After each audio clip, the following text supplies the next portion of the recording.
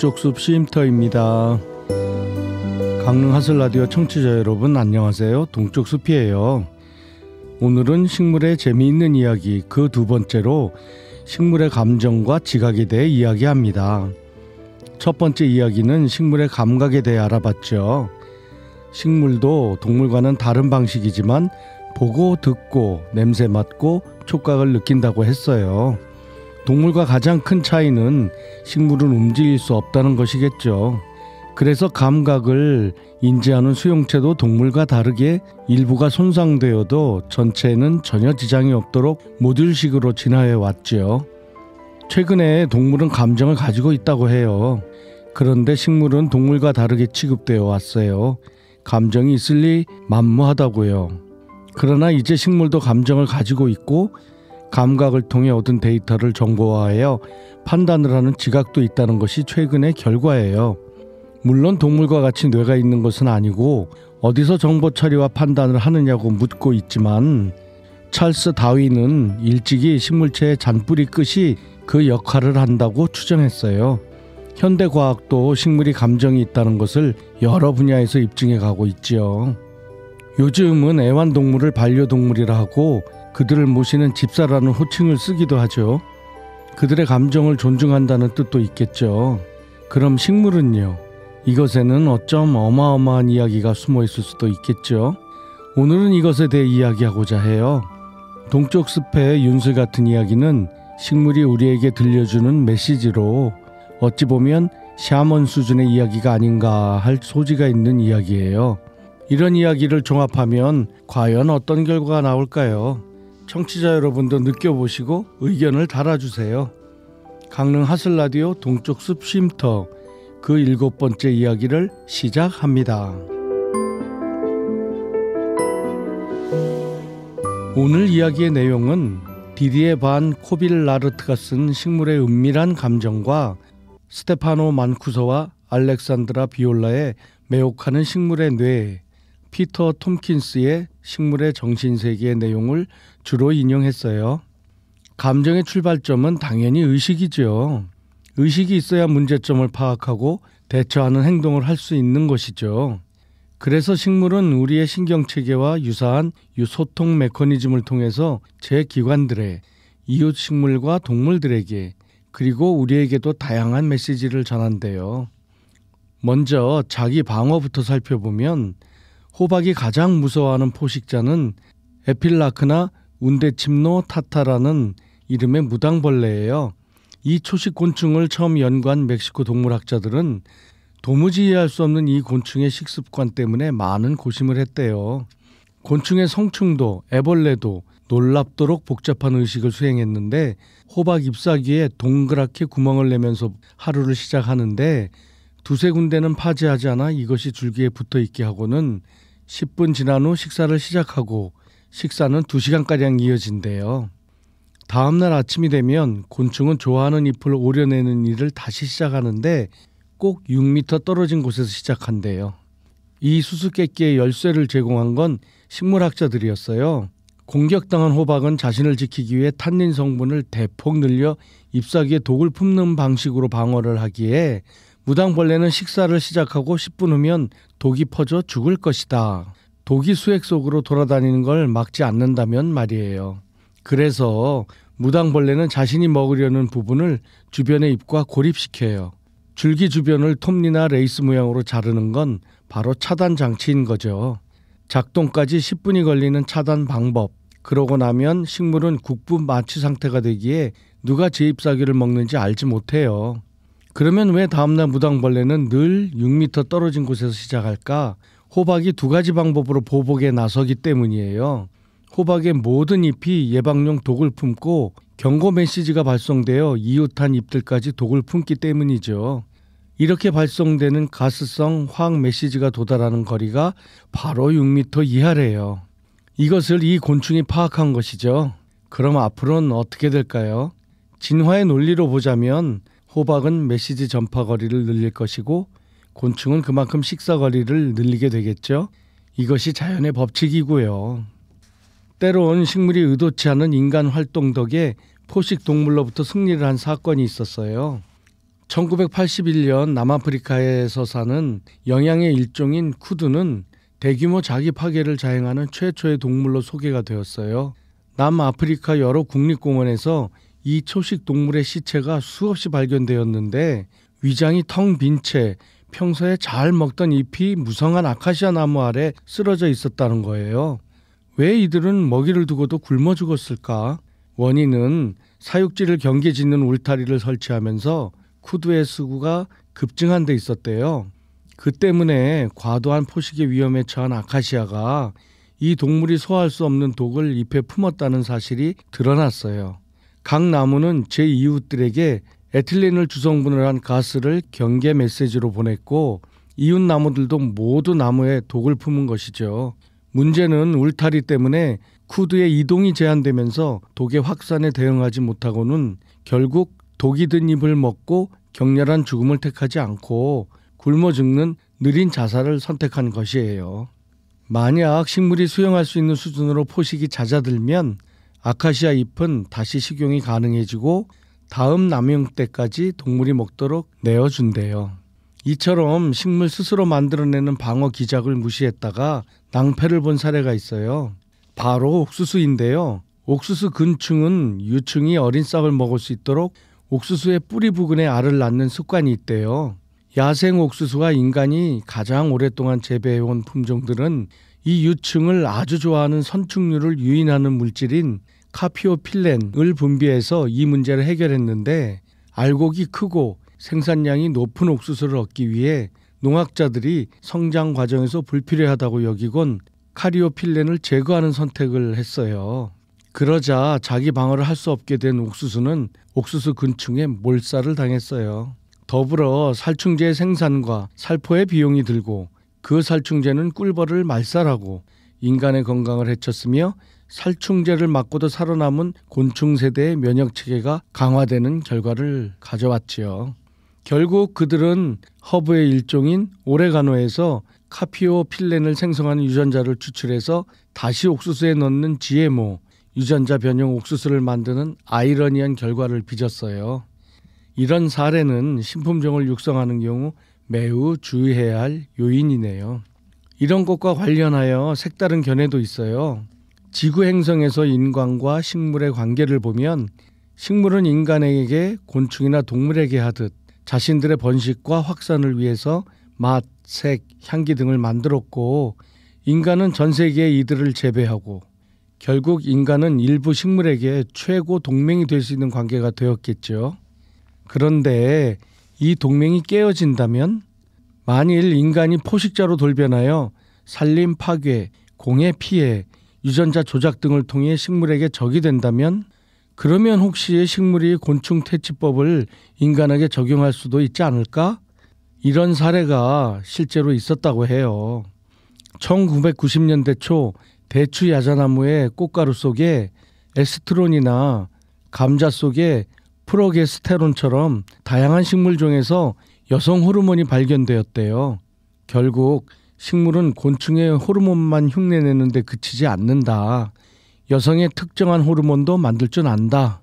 그것도 피임약의 용량을 연상시키는 용량으로 말이죠. 어떠세요? 앞서 이야기한 대로 포식자들이 잠잠해지면 나뭇잎은 더는 독을 품지 않는다. 과잉이 억제되기만 하면 희생자는 더는 호르몬을 만들지 않는다. 우리가 맞닥뜨릴지 모를 상황이 될 수도 있지 않을까요?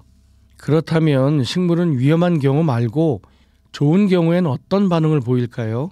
식물은 칭찬에 어떤 반응을 보일까요? 호세 카르멘 가르시아 마르티네즈는 멕시코의 농부로 문맹이래요. 왜 이분 이름을 부를까요? 식물들은 그를 이해하고 그가 요구하는 대로 예외적인 크기의 생산량과 저항력을 보여준대요. 예를 들면 50kg짜리 양배추, 높이 5m가 넘는 옥수수, 1m 50cm에 달하는 근대잎, 수확량이 1헥타르 300평당 통상적인 16톤이 아니라 100톤이 넘는 양파, 한 그루당 평균 2개가 아니라 8개가 달리는 호박. 이것은 이 농부가 단지 칭찬과 다정한 말을 농작물에 들려주는 방식으로 40년째 보여주는 결과래요.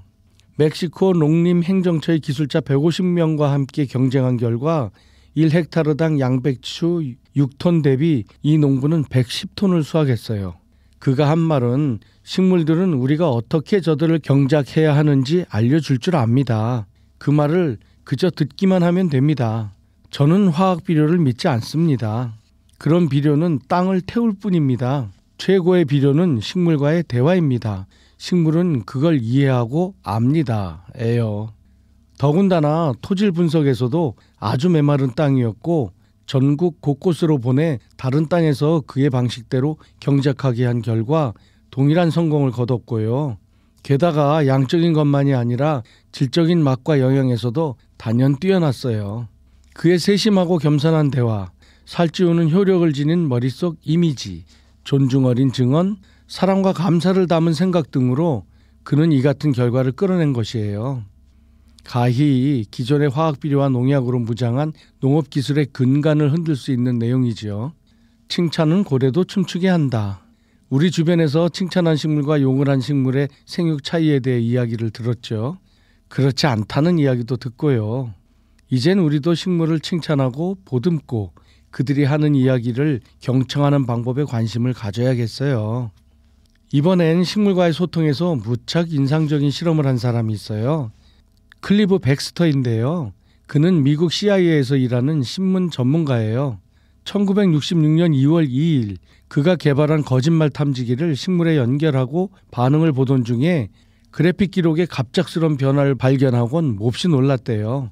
그 내용은 식물에게 위협을 가하면 과연 반응을 할까로 시작했어요.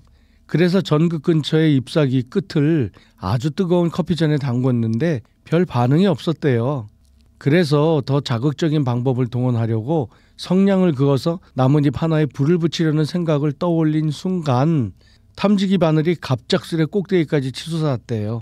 마치 식물이 내 의도를 파악하고 지각을 한 것일까? 라는 의문이 들 수밖에요. 그래서 옆 사무실로 가서 성냥을 가지고 와 식물에 다가서자 식물은 극도의 흥분 상태를 찍었고 성냥을 켜고 다가가 그냥 불을 끄니 그래프가 정상으로 돌아왔대요. 1시간 뒤 조교에게 아무 말도 하지 않고 성냥을 가져와 식물에 불을 붙여보라 했더니 똑같은 반응을 보였대요. 그는 50여 년 동안 이런 유형의 실험을 수천 번 재현했고요.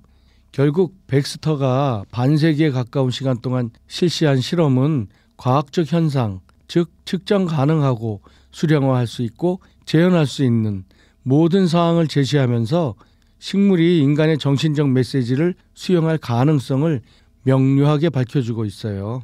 그러면 반대로 식물이 인간을 향해 어떤 유형의 메시지를 발신할 수 있고 또 인간은 이해할 수 있을까라는 의문이 들지요.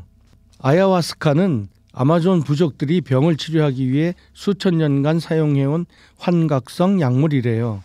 여러 식물을 모아 만든 이 물질은 인간을 모라지경에 빠뜨려서 보이지 않는 세계와 식물의 의식과 접촉하게 해주는 것으로 알려져 있대요. 그런데 신경약물학에서 최근 이루어진 연구에 따르면 아메리카 인디언들이 사용해온 대단히 정확한 용량의 이유를 밝혀줬어요. 현대 뇌생물학과 양리학의 연구 결과 약물 복용 방법의 타당성이 입증되었다네요. 그러면 숲의 정령들과 의사소통을 해온 인디언들은 어떤 식물을 어떤 순서로 얼마만큼 먹어야 한다는 것을 어떻게 알았을까요? 샤먼들은 대답한대요. 해당 식물들이 그런 순서로 섭취하라고 말해준 겁니다. 뒤이어서 디디에 코빌라르트 저자는 24세 시절 예지몽을 꾼 것을 이야기해요. 파리에서 거주하던 중 어느 날 밤 꿈속에서 파리에서 600km 떨어진 어린 시절을 보내던 곳에 있었는데 바로 옆집에 있던 수백 년 호두나무 가지가 막고 있던 창문이 밝아지고 뭔가 흐르는 듯하면서 기계음 같기도 한 소리가 규칙적으로 들렸대요. 그런데 이 꿈이 일종의 가위 눌림이었다고 해요. 그 잔상이 너무도 강력하고 길게 유지되어서 5개월 후 그곳에 가보니 이런 호두나무는 베어지고 그 자리에 수영장이 들어섰대요. 기계음 같은 소리는 물 펌프 소리였다네요. 꿈꾼 날을 확인해 보니 나무를 베기 바로 전날이었고요. 또 식물들과 얘기 나누는 농부 호세 카르멘에게도 비슷한 경우가 있었어요. 그는 자는 동안 나무 정령들로부터 다양한 나무들이 비를 부를 수 있도록 다각형 모양으로 함께 심어지길 바란다는 얘기를 듣고 멕시코 차핑고 대학의 협조를 받아서 그 꿈을 실행에 옮겼대요. 그렇게 선정된 장소 중 두 군데에서 꿈에 본 대로 식목이 끝나자마자 비가 억수같이 쏟아지기 시작했다고 해요. 그중 한 곳은 6년 동안 비 한 방울 내리지 않은 지역이었다네요. 그럼 식물 간에도 동물이나 인간처럼 좋아하는 친구가 싫어하는 상대가 있을까요? 있어요. 좋아하는 경우를 보면 화렵수인 너도밤나무나 자작나무, 침엽수인 소나무, 전나무는 뿌리를 통해서 서로 영양분을 나누고 있어요. 어떻게 그럴까요? 바로 뿌리에 기생하는 균들을 통해서 양분을 나누고 있음이 확인되고 있어요. 그럼 같은 종이 아닌 나무 사이는 어떨까요? 흔하진 않지만 침엽수인 더글라스 소나무와 화렵수인 자작나무 간에 버섯을 매개로 한 양분의 교환을 계절별로 서로 상보적으로 작용하는 경우도 있더라고요. 이런 경우는 우리가 눈으로 확인하기 어렵죠. 눈으로 보면서 확인할 수 있는 경우가 있어요. 산에 올라보면 혹시 보신 적 있으실 수도 있어요. 두 나무 사이에 이상하게 가지를 뻗은 것이에요. 두 나무 사이에 서로 가까운 쪽으로는 가지가 겹치지 않게 서로 경계를 지키며 뻗고 그 반대쪽은 왕성하게 뻗는 식이에요. 왜냐하면 햇빛을 받는 것을 서로 나누는 거지요. 반대쪽은 대신 왕성하게 뻗어서 부족한 부분을 채우고요. 둘은 친구 사이예요. 놀랍지 않으세요? 그럼 좋아하지 않는 경우는 어떨까요? 자열림의 경우 매우 다양한 종들이 섞여서 군락을 이루고 있잖아요. 이것이 우연으로 생긴 결과일까요? 그렇지 않다고 생각해요. 식물종 간에 서로에게 생육에 영향을 미치는 현상을 전문 용어로 타감작용, 영어로 알레로파시라고 해요. 심하면 한쪽이 다른 쪽을 죽이기까지 해요. 반면에 서로 윈윈하는 조합도 있고요. 예를 들어 볼게요. 송정이나 해변의 소나무 밭을 보세요. 소나무 밑에는 웬만한 식물들이 거의 없어요. 이것은 솔잎에서 다른 식물의 생장을 방해하는 물질을 분비하기 때문이에요. 교동택지 주거아파트 단지 내에 튤립을 대단위로 심어 놓아서 보기 좋잖아요. 그런데 소나무 밑에 심은 튤립은 다른 것에 비해 잘 크지 못해요. 바로 이런 경우죠. 서로 도움이 되는 경우는 잘 보기 어려운데요. 아주 예전에 배추와 모카를 같이 심었더니 양쪽이 다 잘 자랐다는 이야기를 들은 적이 있어요. 그러니 자열림의 식생은 서로 어울릴 수 있는 조합이라고 생각되지요. 이를 연구하는 학문을 식물사회학이라고 해요. 이 외에도 꽃시계 덩굴과 헬리코니우스 나비 간의 신박한 밀당에 가해자에 대한 배려까지도 고려한 복잡하면서도 탐복할 만한 관계가 있고요. 식물이 슬픔을 느낀다고 생각할 수밖에 없는 일도 있고요. 자기에게 해를 입힌 사람은 경계까지 한다고 해요. 지금까지 이야기한 것을 종합해보면 식물도 마치 동물처럼 뇌가 있어서 인지하고 종합하고 판단하며 실행하는 것처럼 동일하게 작동하는 것 같아요. 일찍이 찰스 다윈은 뇌와 같은 역할을 하는 것이 식물의 잔뿌리의 끝이라고 서술했어요. 아직 확실히 증명되지는 않았지만 이와 관련해 현재 재평가되고 있는 듯 싶어요. 청취자 여러분께서는 어떤 생각이 드세요? 이어서 동쪽숲의 윤슬 같은 이야기가 이어집니다.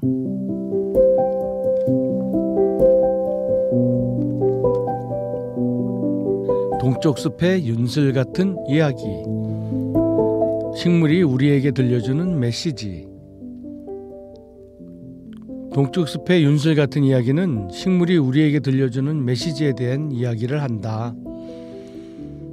이 이야기는 그래픽 디자인, 일러스트, 클립아트, 애니메이션에 관해 24권의 책을 쓴 레슬리 카바가가 지은 Talks with Trees의 한국어 번역본 세상에서 가장 향기로운 목소리에서 일부 인용했다. 그는 식물과 대화하는 디자이너, 나무 통역사 등 식물과 교감하는 독특한 수식으로 유명하다. 그는 어려서도 나무에도 의식이 있다고 배웠고 기적 수업이라는 영성책을 통해 깨달음을 얻어 식물과의 대화를 이루게 되었단다. 책 내용 중 자주 감자와 대화한 부분을 중심으로 이야기한다. 감자를 좋아하지 않는 저자가 먹으려고 싹이 트기 시작한 유기농 자주 감자를 물에 넣은 후 감자와 이야기를 나누기 시작했다. 본문을 일부 인용해 본다. 나는, 아니 에너지는 아직도 이 감자 안에 있어. 나는 개개의 감자에 투영된 감자 에너지의 일부야. 아주 거대한 의식의 한 부분인 거지. 내가 책을 집필하고 있다는 소문은 이미 들어서 알고 있어. 그 일에 도움을 줄 수 있다니 기쁘군. 내가 있는 이곳에서 무슨 일이 벌어지는지 알려줄게. 나는 이곳을 집이라거나 장소라고 부르지 않고 삶의 의식 혹은 에너지, 빛의 의식이라고 불러. 이곳에서 나는 다른 감자들과 함께 거주하고 있지. 우리는 분리된 형태를 하고 있지만 사실은 하나로 연결되어 있어. 우리는 모든 일이 올바른 방식으로 이루어지리라는 걸 알기에 앞날을 걱정하지 않아. 인간이 멸종하지 않는 것처럼 감자도 절대 죽지 않아. 개개의 감자가 더는 감자로 살 수 없을 때 되돌아오게 되어 있거든. 우리가 칼로 잘리거나 먹히거나 시들거나 으깨어질 때 그러한 순환이 일어나지. 여기까지 인용한 감자가 한 이야기는 우리가 영성을 다룬 책을 읽을 때의 내용과 유사한 부분이 의외로 많다. 이어지는 본문의 대화 내용은 그 자신이 더 이상 감자로 살 수 없게 된다고 해서 후회나 슬픔의 감정을 느끼지 않는단다. 이유는 다시 한번 성장의 환희를 맛볼 기회가 주어지리라는 걸 알기 때문이란다. 그건 정말 기분 좋은 일이고 그 순간은 마치 따뜻한 햇볕을 쬐며 누워있는 것과 같고 햇빛 에너지가 땅을 뚫고 감자가 있는 곳까지 쏟아져 들어오면 에너지의 파동이 마치 요람을 태운 것처럼 그들에게 떨림을 주고 모든 게 올바르고 모든 게 신의 축복인 것처럼 느껴진단다. 그들은 기분 좋은 그 시간을 온몸으로 만끽한단다. 여기까지 내용을 보면 마치 인간의 영성에서 깨달음을 맛본 성각자의 말인 듯 싶다. 그래서 저자가 묻는다. 더 큰 기쁨은 바라지 않니? 라고. 그러자 그런 일은 거의 없단다. 그들은 자신의 목적을 잘 알고 있기에 그 이상의 것을 구하려고 애쓰지 않는단다. 신이 주신 임무를 충실히 따르고 있다는 사실을 잘 알고 있는데 왜 그 이상의 것을 필요로 하지? 라고 되묻는다. 그리고 인간들에게 자기들과의 차이점과 조언을 첨언한다. 감자들은 인간들과 매우 다르단다. 그렇기에 인간들이 갖는 감성이나 욕망도 그들에게는 없단다. 그들이 보기에 인간들은 에너지 사슬이 어디로 향할지 모를 매우 복잡한 존재로 보인단다. 에너지가 차단되거나 막혀있는 사람이 있는가 하면 여러 방향으로 뻗어가는 사람들도 있고 자신과 대화하고 있는 글쓴이는 항상 그의 곁에 있는 더 큰 의식의 일부라는 사실을 아는 극소수의 사람 가운데 하나구나라고 평가한다. 이어서 이해하기 어렵냐면서 자기를 보란다. 감자는 단순한 기능을 가진 단순한 존재란다. 그는 성장을 즐기고 때가 무르익으면 글쓴이를 위해 기꺼이 그를 희생한단다. 그것에 전혀 불만이 없단다. 그는 건강하게 자라는 과정 자체를 즐기는데 거기에는 정말 형언할 수 없는 즐거움이 있단다. 정말 인간들의 깨달음을 위한 영성을 다룬 책에서 주요 과정과 결과의 요약본의 상당 부분을 컨트롤 C해서 컨트롤 V 같은 느낌이 든다. 그러자 저자가 자주 감자를 주관하는 신을 만날 수 있을까? 란 요구를 한다. 갑자기 뭔 신이야? 란 생각이 드는데 감자가 대답한다. 내가 말하는 신은 지금 여기 없고 지금 들에 나가 있어서 자기가 부르면 올 수도 있단다. 그는 나의 친구니까 너와 나를 위해 기꺼이 와줄 것이란다. 그리곤 그가 여기 왔다고 알려준다. 그 순간 또 다른 목소리가 저자에게 말을 걸어왔다. 안녕 친구, 나를 초대해서 무척 기쁘군 하고 인사부터 나눈다. 그가 사는 곳은 이곳에서 무척 먼 곳이고 그곳에서 많은 작물을 돌보고 있단다. 그리고 자기를 부른 이유를 묻고 그가 하는 일을 알려준다. 그는 사랑의 거대한 빛과 그의 보호 아래 자라는 빛의 작은 존재들을 연결해주는 중간 매체, 다시 말해 반응체라 한다. 그는 그들 모두를 돌본단다. 그의 세계에서는 어떠한 존재도 더 특별하지 않고 그는 작은 존재들이 강하고 튼튼하게 자라 자신의 일을 할 수 있도록 돕는 역할을 한단다. 그는 중간에 어떤 요인, 가령 사람들이 작용하지만 않으면 나쁜 감자가 나오는 일은 없단다. 그리고 그들은 사람들의 세속적인 삶과 그들이 배우는 교훈을 존중하기 때문에 어떠한 분노의 감정도 키우지 않는단다. 어떠한 결과든 그것은 창조주의 뜻에 따라 이루어진 것이므로 좋게 받아들이고 그들은 사람들이 그들을 좀 더 명확하게 이해하고 우호적으로 대하며 식물의 세계를 존중할 수 있을 때까지 사람들을 위해 스스로 성장하고 진화하여 그들 자신을 준비시키는 일을 계속해야 한단다. 그는 그의 말이 의심스럽냐고 묻는다. 그리고 혹시 사람들만 학습하고 진화할 수 있다고 생각하는 건 아니겠지? 라고 하곤 그건 사실이 아니라 한다. 그들도 모두 진화하고 있다고 한다. 더불어 그들은 기후변화와 토양오염, 신종 곤충의 출현을 포용할 수 있는 새로운 에너지를 실험하고 있단다. 또 그들이 인식하는 지구 변혁에 대응할 수 있는 준비도 하고 있고 기후와 에너지 변화가 현재의 진동을 변화시킬 거란다. 거대한 혹은 어떤 형태든 환경의 변화를 겪게 될 것임을 암시하고 있는 말로 들린다. 그리고 여기 이 작은 감자들은 모두 자기들의 자식들이란다. 이 사랑스러운 아가들이 강하고 참을성이 있는 감자가 되도록 자극한단다. 그들은 말할 수 없는 환희 속에 거주하는 축복받은 존재들이란다. 그리곤 인간들이 땅에 좀 더 많은 관심을 쏟고 자기들을 보면 진정한 교류를 하면 좋겠단다. 언젠가 그런 날이 올 것이란다. 여기까지가 감자와 관련된 내용이다. 이 외에도 여러 식물들과 이야기 나눈 내용을 정리해보면 대화를 나눈 식물들은 모두 이름을 가지고 있었고 이들을 돌봐주는 정령이 있었다. 숲을 예로 들면 그들은 숲 구성원 모두를 서로 알고 있었다. 다음은 모든 식물의 정령을 주관하는 신인 판과 정신적인 교감을 나눈 내용이다. 판이 우리들에게 보내는 메시지이다. 성장이 있는 곳이면 난 어디든 찾아갑니다. 나는 언제나 모든 장소에 존재하지요. 성장에 있는 장소를 순례하는 여러분을 보게 되어 기뻐요. 생기 있게 자라는 건 아닐지 몰라도 여러분 역시 성장하고 있답니다. 꽃이나 나무에게 말을 걸 때는 부드럽게 다가가야 합니다. 그들을 놀라게 하지 마세요. 처음에는 당신을 몰라볼 수도 있습니다. 그들은 목소리를 듣습니다. 당신의 질문을 듣고 대답을 하고 싶어 하지만 대부분은 그 방법을 모르고 있죠. 식물이 반응을 보이기까지는 시간이 걸립니다. 채널링을 하면서 당신이 자기 자신이 아니라 식물들과 대화하고 있다는 사실을 분명히 인식하세요. 그리곤 기다리세요. 식물들로부터 반응이 올 때까지 기다려야 합니다. 초조해하지 마세요. 당신의 의도가 그들에게 전달될 것이라 믿으세요. 여러분은 자신을 판과 이야기를 나눌 수 있을 만큼 위대한 존재라고 생각하지 않나요? 내게는 많은 조력자가 있습니다. 그들을 보고 싶나요? 먼저 눈을 감는 것에서 시작하세요.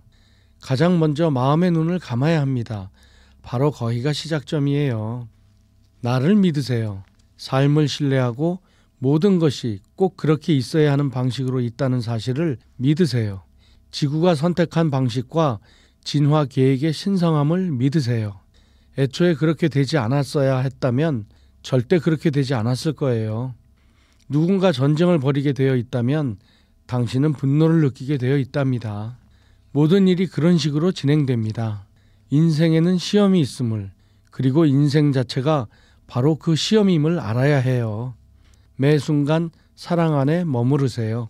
아무런 의미가 없어 보이는 것까지, 말없이 침묵하고 있는 존재들까지 사랑으로 껴안으세요. 사랑할 수 있음을 삶의 축복으로 여기세요.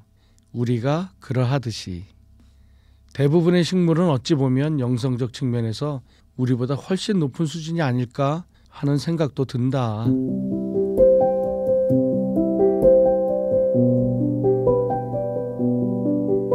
나무와 대화하는 어쩌면 샤먼과 같은 현상을 보면서 비과학적이며 위험하기까지 하다는 의견들이 지배적이었어요. 비과학적이면 진실이 아닐까요? 그건 아니죠. 과학이 모든 자연현상을 설명할 수 있는 것도 아니거든요. 사실 과학자들도 모르는 것이 너무 많다는 것에 모두 동의하거든요. 이젠 샤먼도 과학적으로 증명하려는 시도도 활발해지고 있기도 하고요. 우리가 보다 열린 마음으로 대상을 받아들여 이해하려는 자세가 중요한 것 같지요.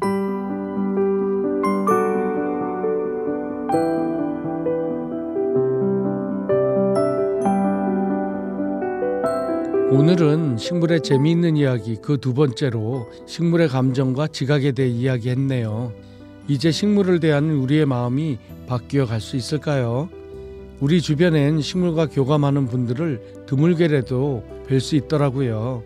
소나무와 교감하시는 분, 배추가 출하를 앞두고 살려달라는 외침을 들었다는 분도 계시고, 한참 전엔 공중파 TV 방송에서 두 분의 아주머니가 수박을 보며 이 수박이 잘 익었다면서 이 아이들은 거짓말 안 한다고 말씀하시던 장면도 기억나네요. 우리가 지금까지 발달시킨 농업기술로 환경이 오염되고 땅의 지력을 약탈하는 결과를 가져오진 않았는지 짚어봐야 할 때라는 생각이 들어요. 화학비료와 농약을 쓰지 않고 식물과 교감하며 생산성은 물론 품질까지 높일 수 있는 방법이 있다면 우린 적극적으로 참여해야 할 것이라고 생각해요. 기존 농업의 패러다임을 극적으로 전환할 시기가 아닌가라는 생각도 드네요. 이와 관련하여 청취자분들의 의견을 서로 나눌 수 있으면 더 좋겠네요. 지금까지 강릉 하슬라디오 동쪽숲 쉼터였습니다. 감사합니다.